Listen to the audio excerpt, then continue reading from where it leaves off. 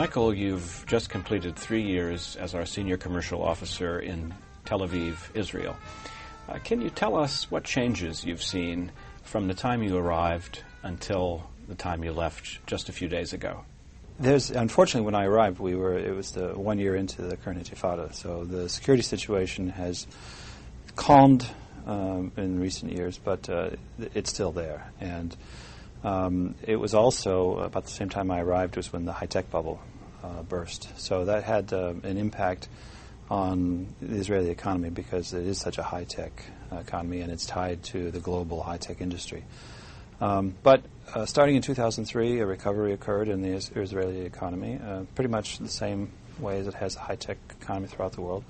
And growth in Israel is projected in 2004. I think actual growth was about 4%. And this growth is expected to continue this year. So as far as changes are concerned, the security situation is more or less under control. It's calm as much as I can say that. There's tensions are still there, of course, and the problems still are there. But as far as business is concerned, the economy is growing at a significant pace, and the business opportunities are good. Given the violent images on the mass media that we have seen coming from Israel and the region, why would any American small company want to do business there? Well, the first thing I would say is that the images that you see are really, it's not to diminish the tragedy for individuals when something like that occurs, but it's an unfortunate image of Israel that most Americans get because it is not the case. I lived there for 3 years until just recently, until last week, as a matter of fact. And we felt very safe living there. Business people from both Europe and the U.S., from all over the world, come to Israel on a daily basis. You fly into Ben Gurion Airport, you go about your business meetings, you travel. You're in a developed economy. You could be in Europe, and you don't really see much in the way of any kind of impact or any sort of effect, influence from the security situation. That being said, the U.S. government suggests very strongly that Americans do not travel to Gaza, and that U.S. Officials are not permitted to go to Gaza and only go to the West Bank under certain circumstances with proper procedures.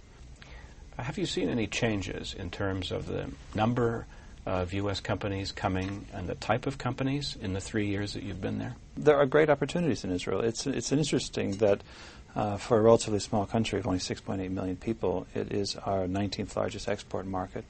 In 2004, we exported $9.2 billion worth of goods to Israel, which is quite a significant number. And total bilateral trade between Israel and the U.S. is over $23 billion. Why do it? There's great opportunity. There are for experienced exporters who haven't done business in the Middle East, it's a good place to start doing business in the Middle East. Israelis speak English, both the government and business. Practically every business official or business person of any note speaks English quite well.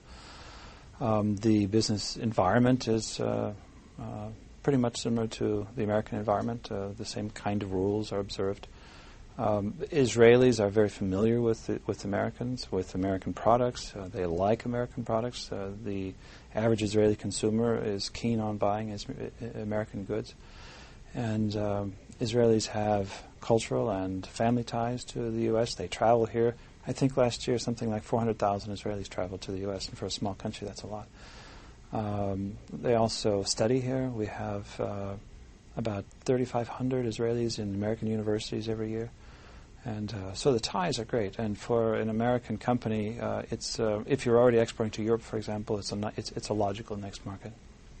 Where can American small and medium-sized enterprises find opportunities in Israel? There's such a wide range. It's hard for me to give you.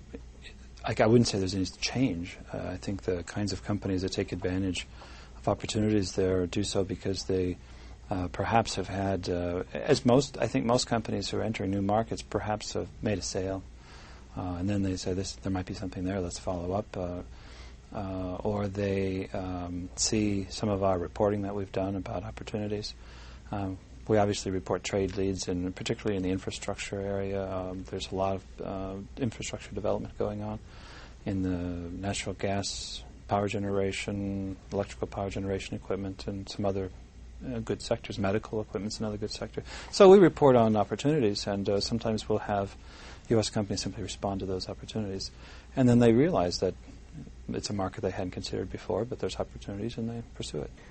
Many Americans don't know that there is a free trade agreement between the United States and Israel. What does that agreement mean for U.S. businesses? It's interesting because this year was the U.S. and Israel are celebrating the 20th anniversary of that free trade agreement. It's quite a remarkable.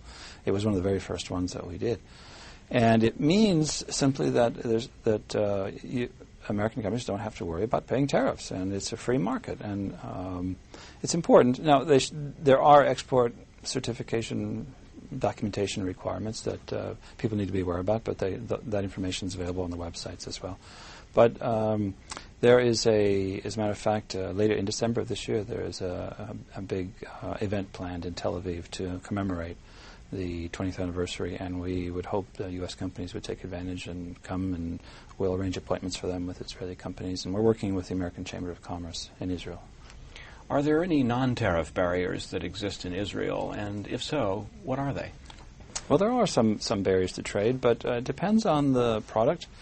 There are some standards issues that we sometimes have to take a look at, and we work with the U.S. companies, and we work with the government of Israel to overcome standards issues when they arise. So I would ask any U.S. company that's encountering any kind of a tariff or non-tariff trade barrier to approach us and let us know what the problem is, and we might be able to help them.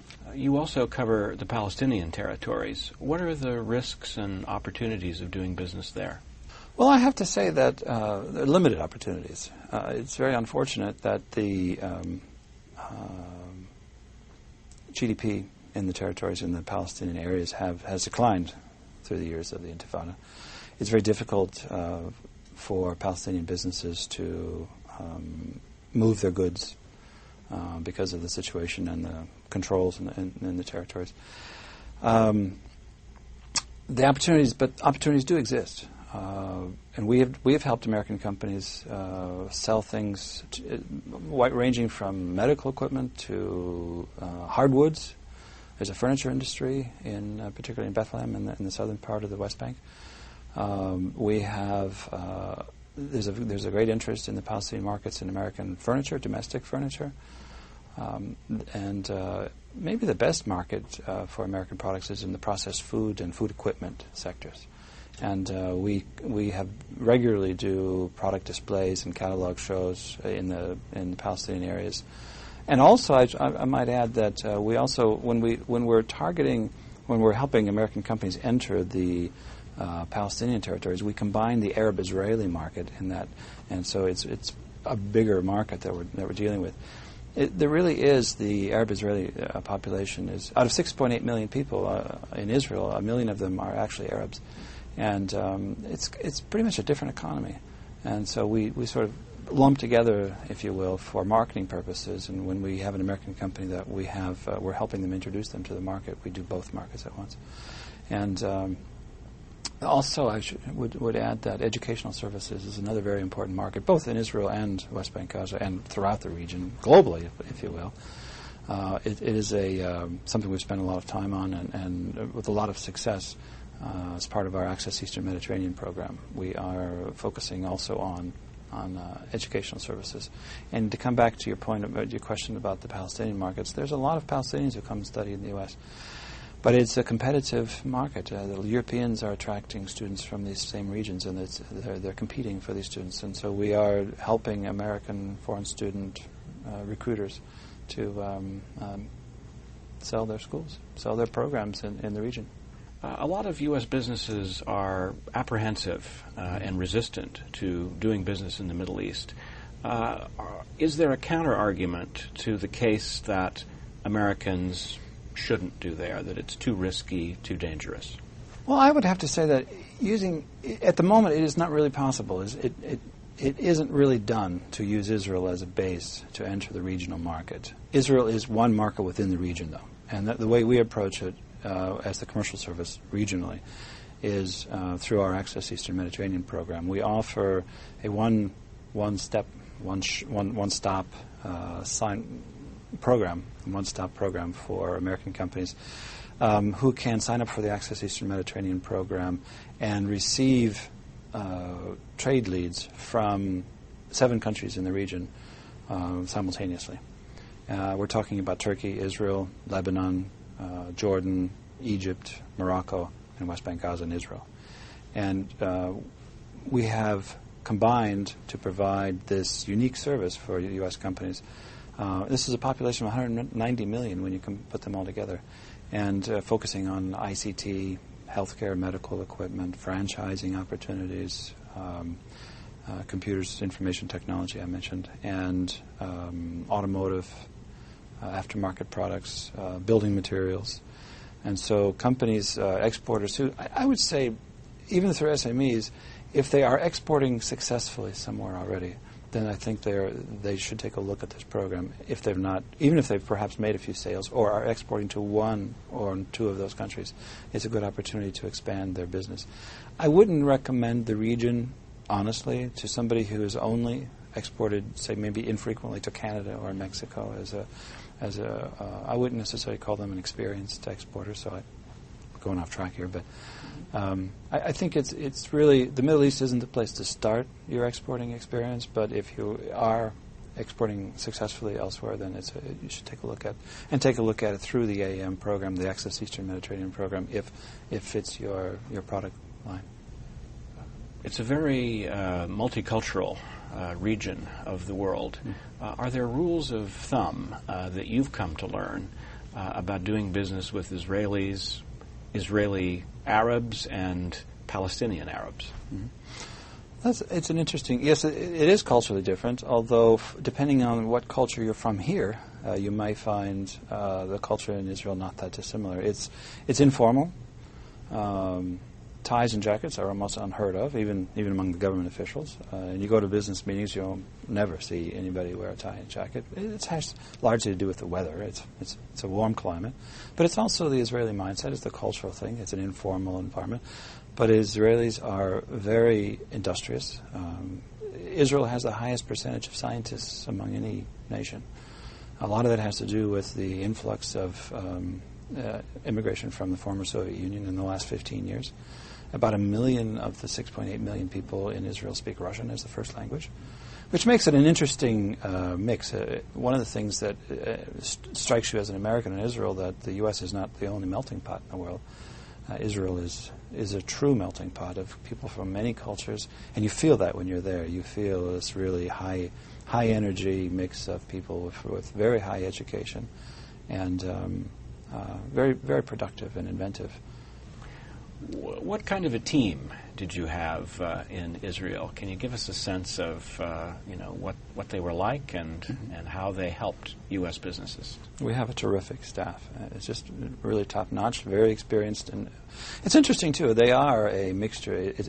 They are a reflection of the melting pot in Israel, because we have people who are originally Dutch and South African and Australian and mixed in with the Israelis who are there, who were born there. And it's very interesting. It provides a good understanding of business cultures in other places. And they're they work well together as a team and very knowledgeable. We have a lot of experience, ranging from almost 25 years to 2 or 3 years. And we also have 2 people in our office in Jerusalem who cover Palestinians who cover the markets in the West Bank and Gaza. But they're part of the same team, and they work well together, and they cooperate to make sure that both offices work well together. And we sometimes have issues where we need to resolve customs situations, maybe shipments of goods that are destined for the Palestinian markets. The staff in Israel, actually, in Tel Aviv, helps the staff in Jerusalem to get those things done. So they work extremely well together as a unit. As a matter of fact, the team works so well together that they were just nominated for and just awarded the bronze medal as a ITA Organization of the Year. At the end of 36 months living and working in Israel, do you have any closing thoughts about your time there? Well, it's bittersweet, of course, to leave. You devote a lot of your energy into a program and working with a team, and they become family. And it's a unique part of this job is you create these relationships and you achieve success, and then you move on to the next challenge. And I hated to leave, but then it's time to look on to the next job. And I would just like to tell anybody who hasn't been there, Israel's really a fascinating place to visit, both for business opportunities, but also just to see the country. It's fascinating for such a small country. The diversity is remarkable. Tel Aviv is this booming modern metropolis, and then you drive up an hour up the mountain to Jerusalem, and it's something else. And you have this 12th century old city surrounded by the modern Jerusalem, and to the north you have Haifa and the Golan Heights, and in the south you have the desert, and it's remarkably fascinating for such a small place. From a personal viewpoint, what do you think the region will be like in, say, 5 years from now? Mm-hmm. Well, I have to say I hope that there's peace, but I wouldn't venture to predict. Thank you very much.